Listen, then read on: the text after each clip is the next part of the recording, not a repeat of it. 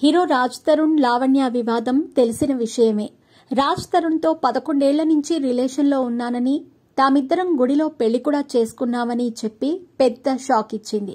మధ్యలో ఓ హీరోయిన్ రావడంతో ఆమెతో అఫైర్ పెట్టుకుని వెళ్లిపోయాడని చెప్పుకొచ్చింది. లావణ్య చేసిన ఆరోపణలపై తాజాగా రాజ్ తరుణ్ స్పందించారు. నేను ఒకప్పుడు లావణ్యతో రిలేషన్తో ఉన్న మాట వాస్తవమేనని రాజ్ తరుణ్ చెప్పుకొచ్చాడు. అయితే 2016-17 తర్వాత ఆమెతో తనకు ఎలాంటి సంబంధం లేదని క్లారిటీ ఇచ్చాడు. ఇదే సమయంలో లావణ్య మరోసారి మీడియా ముందుకొచ్చి రాజ్ తరుణ్ పై ఆరోపణలు చేసింది. బిగ్ బాస్ బ్యూటీ అరియానాతో రాజ్ తరుణ్ ఎఫైర్ నడిపాడని ఆరోపించింది. వీరిద్దరూ కాల్ చేసుకుని మాట్లాడుకునేవారని, ఈ విషయం నటుడు రాజా రవీంద్రకు కూడా తెలుసునని ఆమె చెప్పుకొచ్చింది.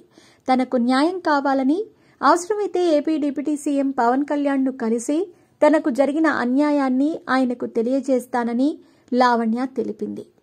అందుకే న్యాయం కోసం నేను ఆయన వద్దకే వెడతానని లావణ్య తెలిపింది. రాజ్ తరుణ్ లావణ్య వివాదం ఇండస్ట్రీలో పెద్ద వివాదంగా మారింది. కేసు మాఫీ కోసం 5 కోట్లు ఇస్తామని ఆఫర్ చేసినట్టు తెలుస్తోంది. దీంతో ఇది మరింత ముదిరేలా కనిపిస్తోంది.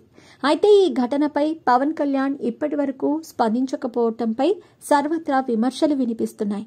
ఆయన కేవలం హీరోగా ఉంటే స్పందించకపోయినా ఎవరూ పెద్దగా పట్టించుకునేవారు కాదు.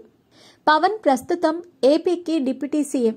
తాను ఉంటున్న ఇండస్ట్రీలో ఓ యువతి బయటకు వచ్చి తనను ఓ హీరో మోసం చేశాడంటూ తనకు జరిగిన అన్యాయం గురించి రోడ్డెక్కి మరీ ఆందోళన చేస్తున్నప్పటికీ ఇండస్ట్రీ నుంచి ఒక్కరు కూడా స్పందించకపోవటం నిజంగా దారుణమనే మాటలు వినిపిస్తున్నాయి.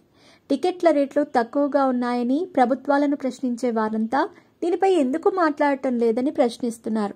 మరోవైపు ఈ ఘటనపై డిప్యూటీ సీఎంగా ఉన్న పవన్ సైతం ఇప్పటి వరకు స్పందించలేదు.